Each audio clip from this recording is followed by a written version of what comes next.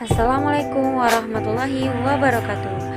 Perkenalkan, saya Fatmawati, NIM 19301085 dari Lokal BKB yang akan menampilkan informasi tentang karir.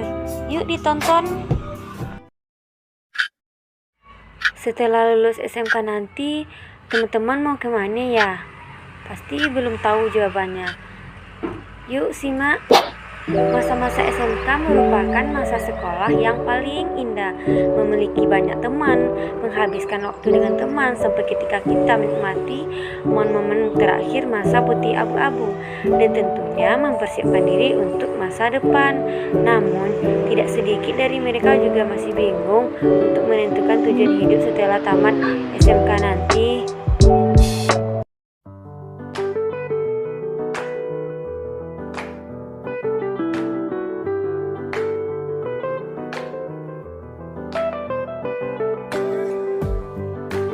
Secara garis besar, ada 4 pilihan karir setelah lulus SMK nanti. Apa saja ya? Pilihan karir.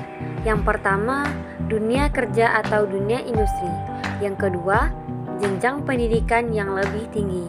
Ketiga, kursus atau pelatihan. 4, kehidupan berkeluarga. Pertama, memasuki dunia kerja atau industri. Bagi lulusan SMK pasti sudah dicita-citakan untuk langsung bekerja setelah lulus sekolah. Sebab selama 3-4 tahun di sekolah sudah mendapatkan ilmu teori maupun keterampilan dan alat-alat lainnya. Ada beberapa tahap sebelum melamar pekerjaan.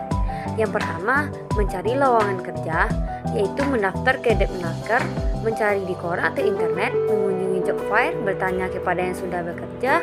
Selanjutnya, seleksi administrasi, seleksi akademis, psikotes, interview, dan selanjutnya akan mengikuti seleksi. Kedua, melanjutkan pendidikan yang lebih tinggi. Dengan melanjutkan ke perguruan tinggi, tentunya akan memberikan kesempatan untuk memperoleh pekerjaan yang lebih baik lagi.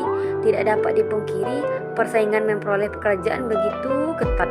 Perguruan tinggi yang tepat bukan berarti yang mahal dan terkenal, namun sesuai dengan minat akademis. Yang perlu diperhatikan, yang pertama, status atau akreditasi perguruan tinggi. Yang pertama yaitu PTN atau perguruan tinggi negeri yang dikelola oleh pemerintah. Yang kedua, PTS atau perguruan tinggi swasta, dikelola oleh personal atau kelompok umumnya, mendapatkan subsidi dari pemerintah dalam pengelolaan pelaksanaan pendidikan, berbeda dengan PTS yang lainnya. Yang kedua, jalur atau jenjang pendidikan atau bentuk perguruan tinggi. Yang pertama yaitu ada 2 jalur perguruan tinggi, jalur akademik atau sarjana. Yang kedua, jenjang pendidikan sarjana S1 melanjutkan ke jenjang yang lebih tinggi atau pasca sarjana. Yang ketiga, bentuk perguruan tinggi dibedakan menjadi 5, yaitu universitas, institut, sekolah tinggi, akademi, dan politeknik. Yang ketiga yaitu sistem penerimaan mahasiswa. Sistem penerimaan di perguruan tinggi terbagi 2, yaitu non-tes berdasarkan penelusuran bakat dan minat kemampuan. Biasanya perguruan tinggi mengirimkan undangan tentang penerimaan non-tes kepada tiap sekolah. Yang keempat, perguruan tinggi kedinasan. Perguruan tinggi kedinasan yaitu perguruan tinggi di bawah departemen lain sebagai Departemen Pendidikan Nasional. Biasanya, lulusan perguruan tinggi kedinasan langsung terikat dengan departemen bersangkutan sehingga bisa langsung mendapatkan pekerjaan tanpa harus tes. Keunggulan perguruan tinggi kedinasan yang pertama itu biaya murah, bahkan yang gratis, uang saku, dan adanya kepastian kerja. Nah, pertimbangan untuk studi lanjut, yang pertama, fokus keinginan primer. Pertimbangan cita-cita primer pasca lulus seperti menjadi politikus, pengacara, pengusaha, dan lain-lainnya. Yang kedua, fokus bakat. Apakah pada teknik, bisnis, agribisnis, dan lain-lainnya. Yang ketiga, fokus penjurusan bidang studi, penentuan jurusan prioritas lebih dahulu sebelum menentukan perguruan tinggi. Yang ketiga, mengikuti kursus atau pelatihan. Pendidikan dan pelatihan memiliki kesamaan, yaitu untuk meningkatkan pengetahuan, keahlian, kompetensi dengan cara tertentu dan tempat tertentu. Perbedaan terletak pada beberapa hal, yaitu waktu, bidang kajian, dan tujuan pelatihan untuk meningkatkan kinerja atau skill tertentu, sedangkan pendidikan lebih umum dan menyeluruh. 4. Kehidupan berkeluarga. Setiap manusia diciptakan berpasang-pasangan, menikah, berkeluarga untuk melanjutkan keturunan atau wajib bagi yang sudah mampu.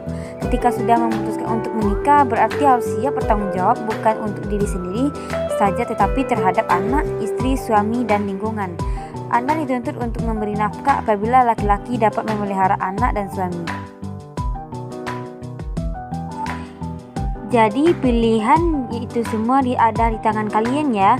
Jadi sering-seringlah konsultasi dengan guru BK kalian. Oke, terima kasih. Jangan lupa di like, comment, and share ya teman-teman. Terima kasih.